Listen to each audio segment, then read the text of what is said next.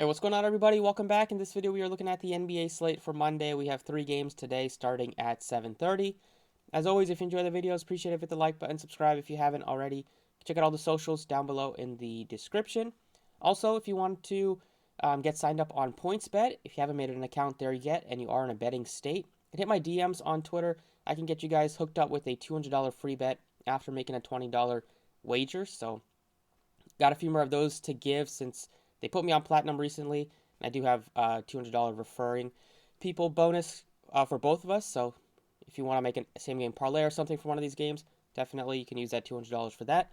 So hit my DMs on Twitter. I'll give you the link to get signed up. Otherwise, let's go ahead and get started with the video. Point guard picks: Luka Doncic. He's doubtful. Unfortunately, this would have been a fun series if we saw Luka the entire series. The Mavs hung in there tough in the game one. They came up short. Brunson, Dinwiddie did their thing, but not having Luka is going to hurt them. Hopefully, he's able to return probably in game three. James Harden played really well for the Sixers. They blew out Toronto, and Toronto got some bad news surrounding Gary Trent, who's out today or doubtful, and then same thing is for Scotty Barnes, who's also doubtful. So James Harden, 14 assists, still didn't shoot the ball well, but he still gave you 56 fantasy points. Got to the free throw line a bit. He's a good play if you want to pay up for anybody. Steph Curry came off the bench in his first game, only played 20 minutes. If he's going to continue to come off the bench, then he's not really playable at this price tag. I'm sure they'll probably put him back in the starting lineup sooner than later, but there might not be much of a rush because Jordan Poole continues to just dominate offensively, shooting the ball really well. He's just been so good over the last month and a half, ever since Curry went down. The guy you got to start with, I believe, is Fred VanVleet, 75. Not having Scotty Barnes takes a high usage player off the court. Medium amount of usage for him, but he does contribute in all aspects: points, rebounds, assists for Scotty Barnes. That's going to have to go to these other guys. You're probably going to see VanVleet play over 40 minutes today. He fouled out last game, so wasn't able to get over 36 minutes, but still a good fantasy player in general on the season. Well over a point per minute, like 1.1, 1.2 point per minute guy. And this sort of price tag, he's just too good to pass up. So you should have a lot of interest in some of these Toronto pieces, just missing 2 starters today, especially for a team that already plays a tight rotation. Other guys would be Spencer Dinwiddie. You can go right back to him. He didn't hit a 3, but got 8 assists, 22 points, 4 rebounds, 39 fantasy points. Price tag only went up by $300, so he looks like another solid option. Just playing a lot of minutes in place of Luka Doncic. And then you also have like Tyrese Maxey, who went off for the Sixers, 14 of 21, 5 threes for him, 38 points. Got you 6 peripheral stats as well. He looks fine if you wanted to pay up.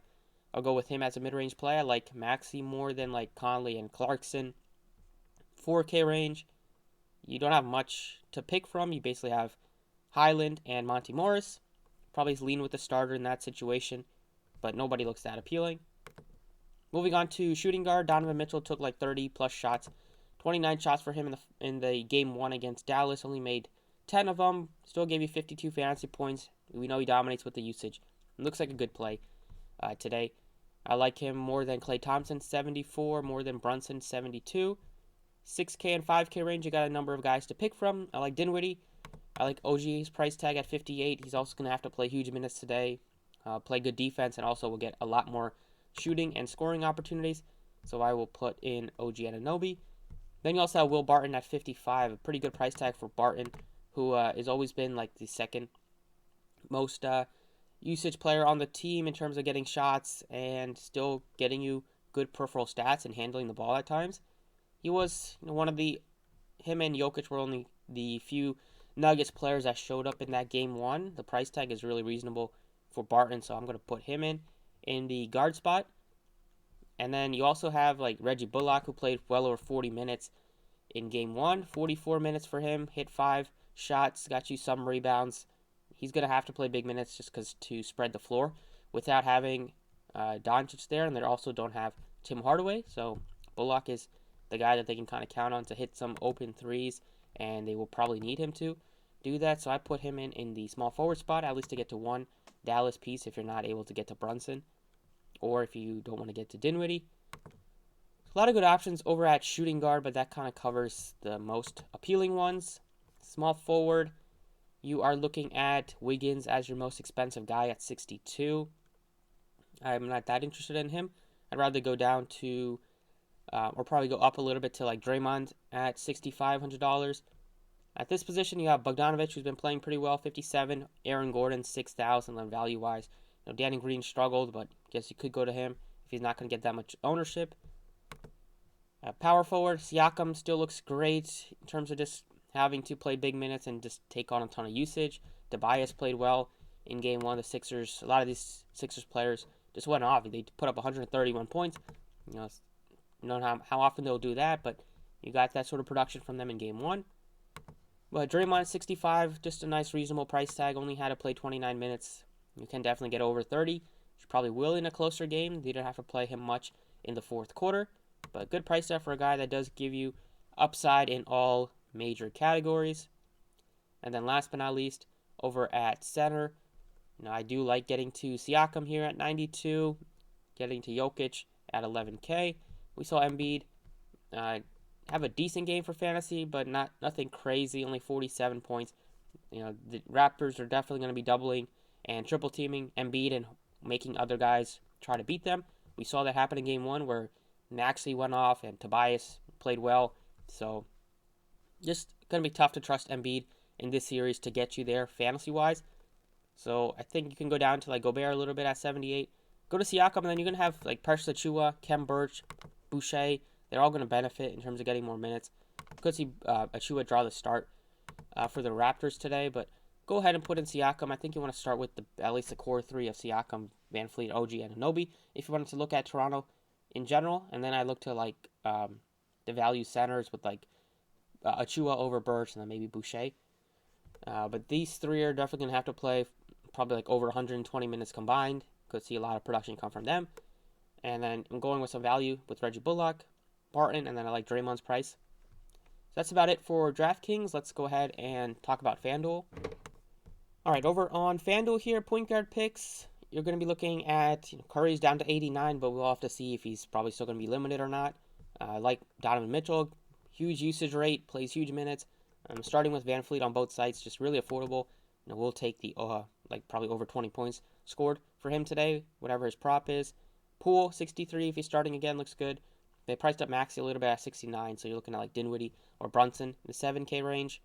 5K range, you're looking at maybe like Mike Conley right at 6K. Not that interested. Clarkson, maybe Monty Morris 51, and not too many good options at point guard at the bottom, so you might be looking to get to two of these guys above 7K. Over at shooting guard, they priced up Harden a little bit. He was like 9K the first game, he's up to 97.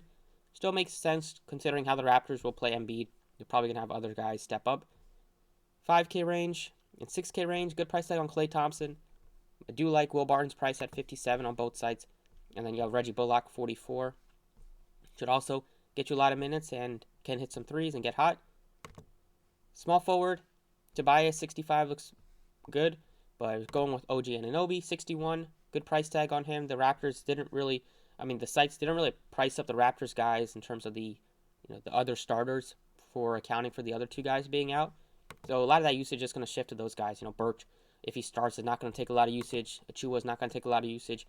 All the usage left by Gary Trent and Scotty Barnes is just going to go to these other guys like VanVleet, OG, and Pascal Siakam. Power forward, Siakam is getting close to 10K. You can play these centers at power forward, which is just pretty crazy. But I do like Draymond's price a bit at 67. Go down a little bit here to maybe Aaron Gordon right at 56. And then if Achiuwa starting at 43, makes sense to get to him as a value pick. We'll see how much money I have left over if I go with Siakam here and then I go to try to pay out for Jokic. Might be tough. I lose this with sub 5K left. So I'll probably put in Draymond right now at the center spot. Just a guy that can get you there with his defensive stats, and he will contribute in all aspects. And if it's a closer game, you should play much more minutes. So the Warriors did a pretty good job defending Jokic. He wasn't really getting that many assists in game one with how much they were getting all the attention on him. Only had 6 assists, 10 rebounds. Now, he still can easily go off. The game didn't go according to plan, but maybe I look to play Jokic when he's back in Denver. So go with Draymond at home. Go with these Toronto guys just because they're going to have to. They're going to have to keep the game close. And if it is close, it's going to be from those three guys stepping up and playing well. And then I still like some of these Sixers guys, like Tobias and Maxey. They look a little bit better on DraftKings, especially Maxey, but Tobias looks fine on FanDuel.